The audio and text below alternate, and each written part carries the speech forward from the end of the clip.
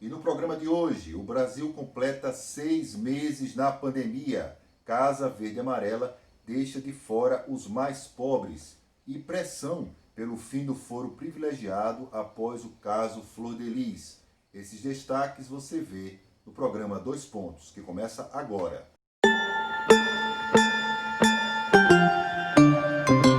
Olá, como vão todos? Estamos começando mais um programa Dois Pontos aqui pela Repórter Nordeste TV, iniciativa do portal repórternordeste.com.br. Aqui do meu lado, a cientista social e escritora Ana Cláudia Laurindo, e a gente vai conversar um pouco sobre os principais assuntos que estão circulando pelas redes sociais, como o anúncio, como a pandemia, 6 meses de pandemia no Brasil, mais de 3 milhões e 600 mil pessoas, Ana Cláudia, pegaram a doença e estamos a caminho dos 120 mil mortos e não tem prazo para acabar isso. Olá, Odilon. Reitero o prazer de estar ao seu lado neste trabalho. E você, internauta, continua sendo a razão de nós estarmos aqui, insistindo em sobreviver a esta pandemia, em não entrar para as estatísticas dos falecidos, porque olha, o Brasil está normalizando não somente a pandemia, mas as consequências que ela traz para muitas vidas, muitos familiares hoje. Nós estamos caminhando rumo a 120 mil mortes pelo mesmo motivo. Mortes que poderiam ter sido evitadas, mortes que poderiam ter sido pelo menos diminuídas.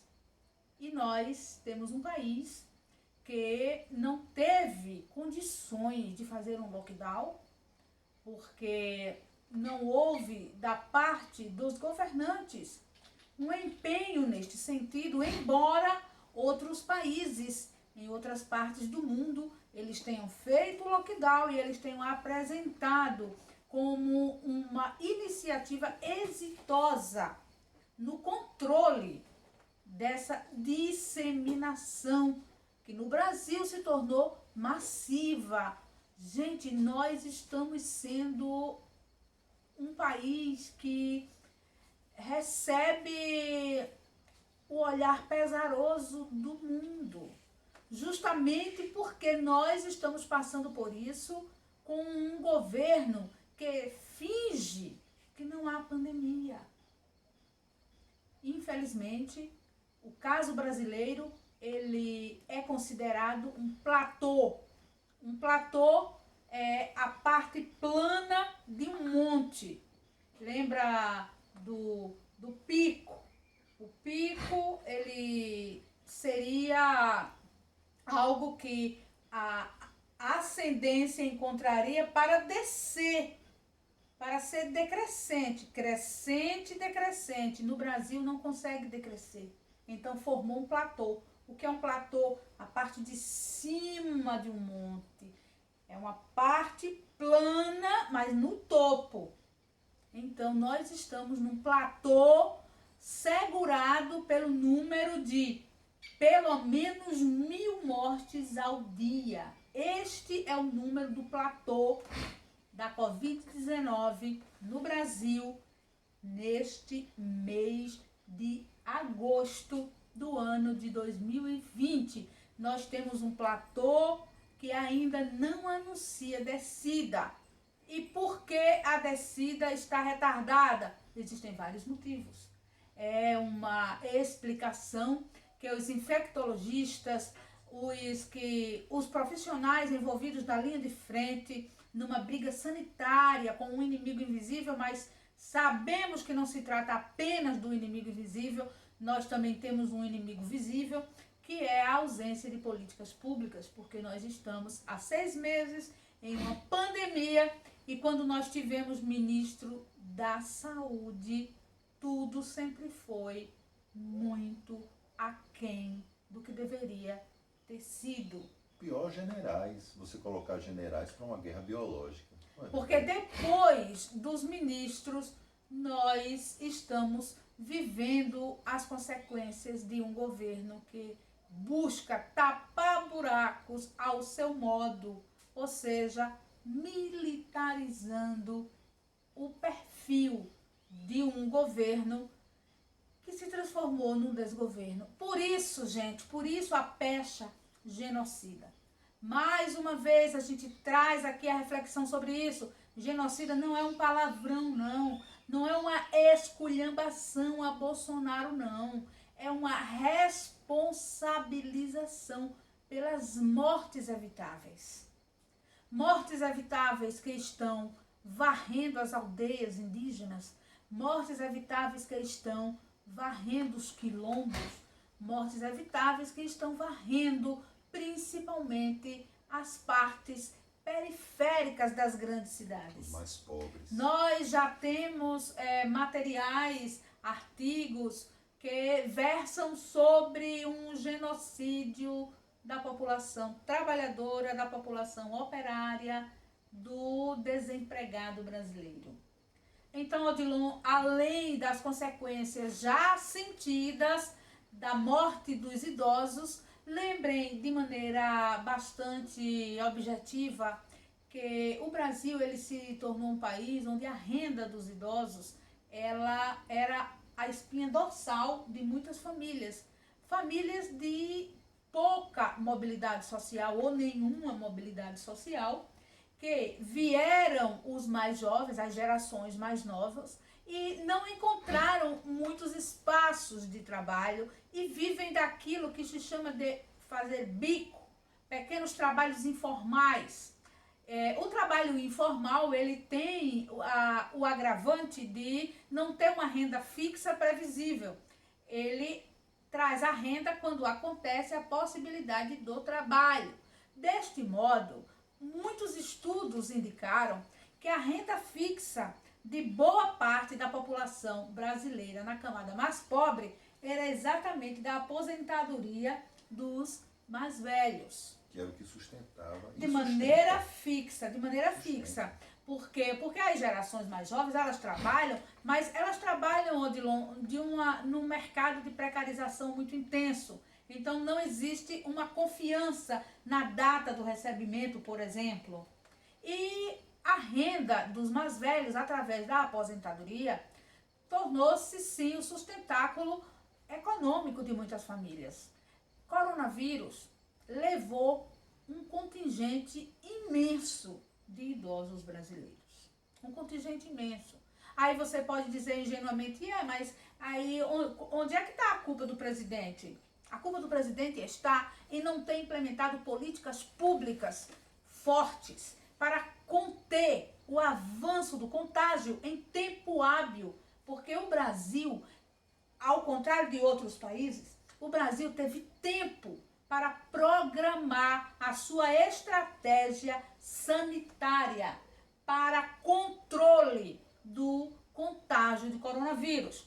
Nesse meio tempo, o presidente fazia piadas em rede nacional, o presidente fazia gracinhas quando não era hora de rir, e quando os óbitos começaram a virarem estatística, o presidente começou a tirar graça com a morte do seu próprio eleitor.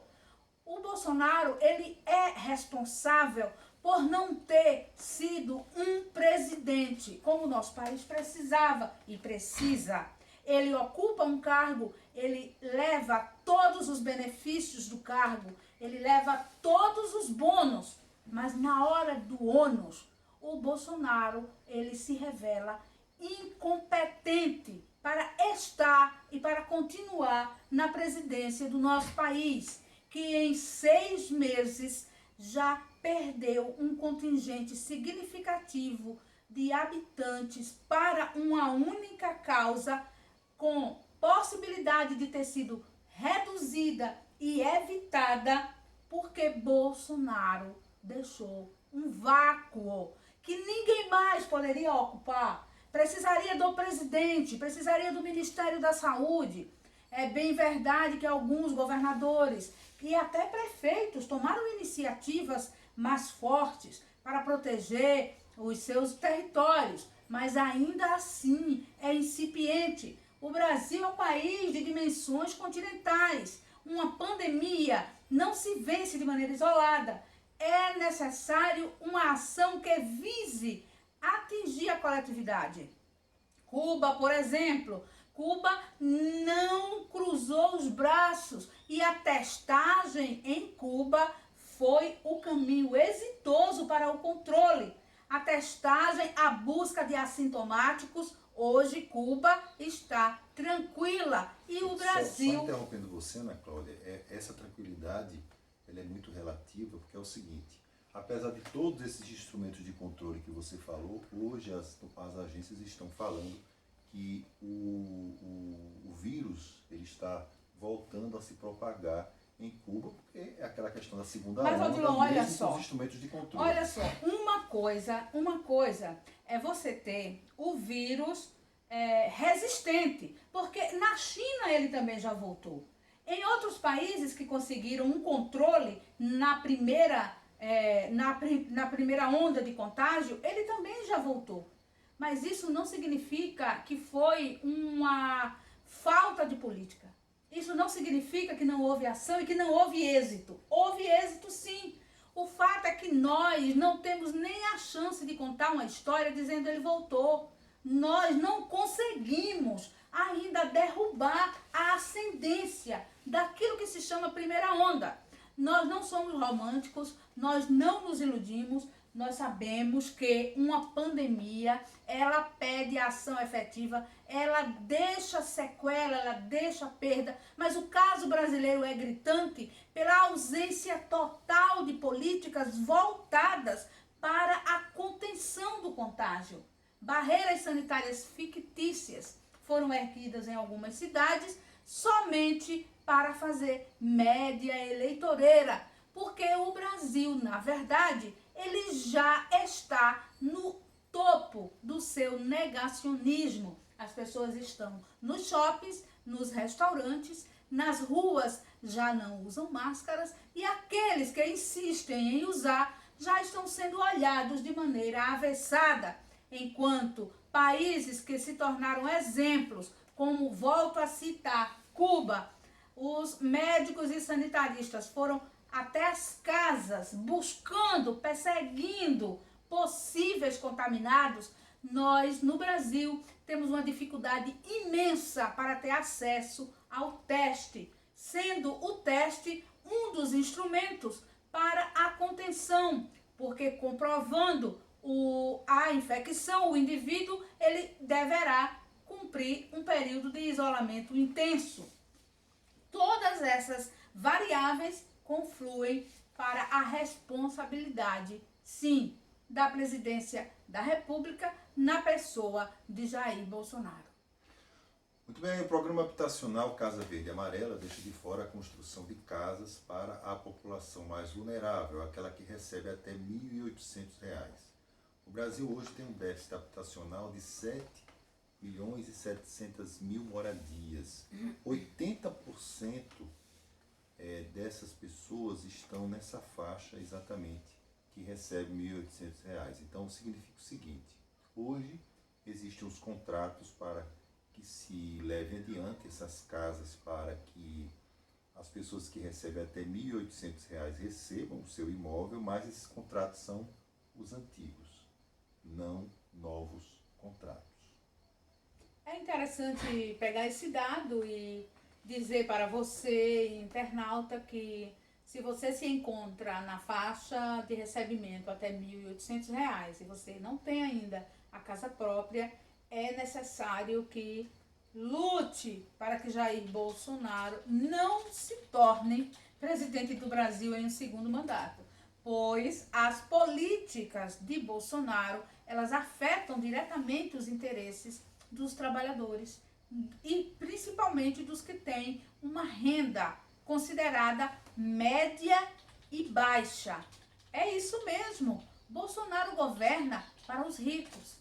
Nós temos no Brasil uma plutocracia. Ela está de maneira informal, é verdade, velada em até certo ponto, mas é assim que o Brasil está funcionando. as políticas de Estado, elas estão sendo gestadas e executadas para o benefício dos ricos. Médios, pobres e miseráveis devem nadar na onda que conseguir sobreviver. Muitos já não têm onde morar. O número de moradores de rua, em situação de rua, está aumentando consideravelmente nas capitais brasileiras.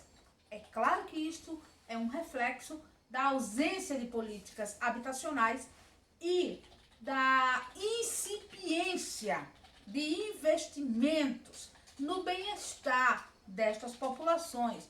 Você pode questionar e dizer, mas Bolsonaro está no poder há apenas um ano e meio? Quase 2 anos, né? Porém, Bolsonaro conseguiu, neste pouco tempo, destruir perspectivas que ele encontrou prontas. Tanto que na fala de Odilon Rios, ele falou que quem tem contratos antigos ainda vai receber. Participou de programas habitacionais que não se renovaram. Você entende essa situação? Não renovar programas, quando na verdade a pandemia e toda esta bagunça de ordem econômica que afetou o trabalhador, ela deveria motivar um governo sério a implementar políticas habitacionais, principalmente no intuito de reduzir a busca pelo aluguel. Morar em uma casa ainda é um direito humano. Ele é inclusive considerado como um direito. A habitação é um direito, a proteção é um direito. Mas Bolsonaro não entende essa língua. Bolsonaro, a única coisa que ele compreende é que ele precisa dar respostas aos financiadores de sua campanha. Ele continua investindo no fortalecimento das ideias de ultradireita e transferindo a riqueza do país para quem já é rico. E olha, gente, esse anúncio do governo Bolsonaro em relação ao programa que substitui o Minha Casa Minha Vida, ele é acompanhado de uma série de problemas, porque não se sabe, por exemplo, o destino do Renda Brasil. Ninguém sabe como esse programa vai funcionar. E o governo Bolsonaro, é claro que precisa mostrar para a sociedade que o seu governo ele existe para além da pauta de combate à corrupção. Combater a corrupção já não convence mais ninguém diante de todas as evidências e provas que são mostradas a respeito da família Bolsonaro. Então, já que não existe nenhum princípio moral que possa sustentar o governo Bolsonaro, que era a eterna e enfadonha ideia de combater a corrupção, agora que é programa de governo, não é princípio moral, então ele agora busca alternativas como o programa de lançamento que substitui o Minha Casa Minha Vida do governo do PT. A proposta também, é claro, poder satisfazer o exército de um lado e o centrão do outro, dois lados que são ávidos por obras. Obras envolvem construtoras, envolve dinheiro, envolve também outras coisas mais. Vamos ver como é que as coisas vão funcionar nessa nova situação que o governo quer mostrar de estar começando agora a administração, já que ele, olhando para o próprio governo, vê que o governo não existe.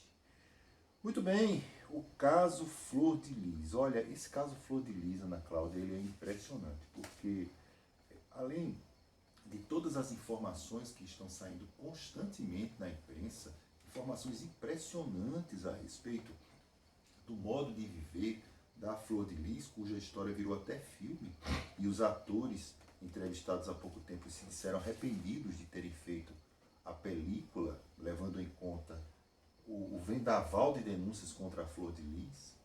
Existe agora também, e esse é um ponto principal, mais uma vez a pressão pelo fim do foro privilegiado. E o Rodrigo Maia, ele é alvo novamente dessa ação para que exista uma revisão no foro privilegiado, porque em algumas situações, a gente observa essa daí, ela é ostensivamente para defender uma pessoa que é acusada de assassinato, mas não só isso. Existe uma série de provas que o Ministério Público e a polícia vão mostrando no decorrer de todo esse imbróglio envolvendo a família da Flor de Lis e mostrando a participação dela direta nisso daí, tanto que o partido que ela está afiliado, o PSD, já discute até a expulsão dela da legenda. Quer dizer, você imagina que eles não estão esperando nem o resultado da justiça, porque eles já se colocam como convencidos diante de todas essas denúncias. Vai acabar o foro privilegiado no Brasil agora, finalmente? Eu gostaria de ter esperança, inclusive nisso, no nosso país, porém, nunca uma legislação em causa própria foi tão bem definida quanto a criação do foro privilegiado. Então, os criadores do foro privilegiado, os mantenedores do foro privilegiado, certamente eles têm mais interesse do que qualquer um de nós em manter este foro. Inclusive, Odilon, existem muitos casos no Brasil em que políticos envolvidos em situações criminosas, e não apenas em caso como o da Flor de Lis, que envolve assassinato e outras situações, mas casos também graves de improbidade administrativa. Exato. Eles se esmeram no foro privilegiado. E existem muitas circunstâncias no Brasil em que o indivíduo implicado em processos, em denúncias, em investigações, ele é capaz de vender fazendas para comprar votos. Por quê? Porque precisa da eleição para manter o fórum. É um vício pelo qual o caso emblemático da Flor de Lis, por certo, não terá força suficiente para remover esta pedra, quiçá esteja errada nesta análise, desejando imensamente estar errada para lá na frente me retratar e pedir desculpas. Espero que isto ocorra. Porém, pelo andar da carruagem, não consigo ter nenhuma esperança de que a pressão ela consiga alcançar o êxito. No entanto, isso não é argumento para não pressionar. Quando nós nos mostramos uma sociedade apática diante de uma coisa grave como essa, nós estamos referendando, nós estamos passando pano, como se diz na internet, para o erro. É preciso sim se indignar, é preciso sim, Odilon, promover abaixo-assinados, pedindo, pressionar e mostrar que nós não estamos satisfeitos com os legisladores que legislam em causa própria, porque eles precisam estar ali para fazer um trabalho em favor do Brasil e não deles mesmos, e não das suas contas bancárias, e não dos seus dramas familiares, e não dos seus dramas pessoais. Nós de cá torcemos para que o Brasil não perca a esperança no Brasil e que aproveitem as urnas para fazer a devida troca de representação. No ano de 2020, nós teremos a oportunidade de trocar prefeitos e vereadores. Um pouco mais adiante, nós trocaremos de presidente, de deputados federais, de senadores. Nós teremos oportunidades. Então, vamos fazer esse exercício de indignação valer. Quem sabe assim nós não vamos ter aquela força histórica, cidadã necessária para a mudança verdadeira através do voto. Esse caso da Flor de Lis, ele é interessante, complementando essas informações que brilhantemente a Ana Cláudia expôs para nós, mas ele é interessante do ponto de vista jornalístico. Claro, tem as investigações, etc., isso daí interessa bastante a imprensa, mas principalmente pelo discurso que a Flor de Lis assumia, estão na internet, nas páginas dela no YouTube, os discursos de combate à corrupção, principalmente durante a campanha de Jair Bolsonaro, a presidente da República. Aquela velha propagação, Ana Cláudia, da ideia de que nas escolas se colocaria a mamadeira de piroca, enfim, todo esse imaginário mentiroso construído e que serviu em vários estratos da nossa sociedade, em várias partes da sociedade, e essa questão religiosa mais fanática, sem raciocínio, foi bastante capturada pelas redes do bolsonarismo, da qual Flor de Lis, ela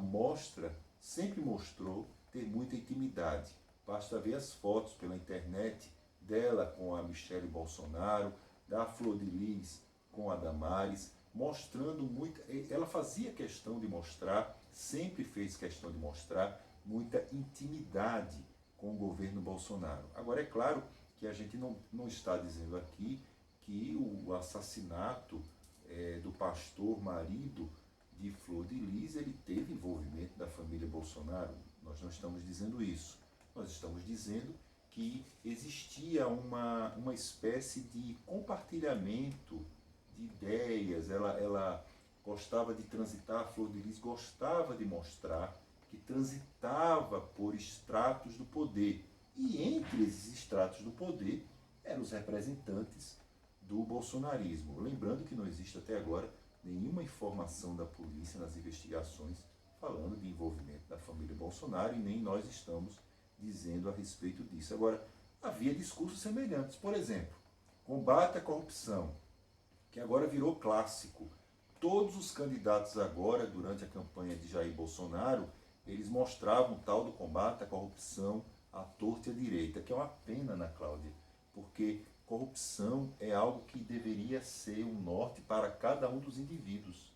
Eles perceberem que não devem, enfim, seguir certos princípios que a corrupção arrasta. Mas agora, combater a corrupção virou programa de governo. Bolsonaro se elegeu com essa medida, e a Flor de Lis, em suas pregações que estão na internet, ela falava exatamente desse combate à corrupção. Além, é óbvio, do fortíssimo discurso moralista, o discurso moralizador, dizer que era uma pessoa limpa, íntegra, tinha uma família perfeita, etc. E no final das contas se revelou que a situação não era bem essa. Então a gente percebe que o eleitor, nós eleitores, nós precisamos sempre manter os nossos radares limpos e funcionando atentamente, porque pessoas como Flor de Lis e seus agregados, elas vão aos lugares pedir voto para os seus candidatos a vereador, para os seus candidatos a prefeito, porque projetos de poder como o da Flor de Lis e outros tantos e tantos, eles não se mantêm somente com um mandato, são muitos mandatos. Então, vamos esperar que exista pressão social para o fim do foro privilegiado no Brasil, porque não é possível que situações como essa, proteger assassino ou proteger acusados de assassinato, proteger acusados de desviar recursos públicos, não é possível que nós ainda estejamos, se nós queremos ser um país livre de corrupção, fim do foro privilegiado. Seria um excelente exercício. Fim do foro privilegiado. É importantíssimo a gente poder ter uma democracia mais responsável e mais sadia.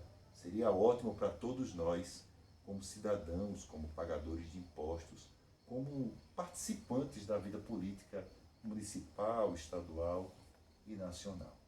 Bom, Ana Cláudia Laurindo, eu queria agradecer mais uma vez a sua presença honrosa aqui no nosso programa Dois Pontos. Agradecer também a cada um de vocês, amigos internautas, que curtem, que compartilham, que estão marcando amigos nas redes sociais, que estão participando conosco desse projeto da Repórter Nordeste TV, iniciativa do portal repórternordeste.com.br. Até a próxima.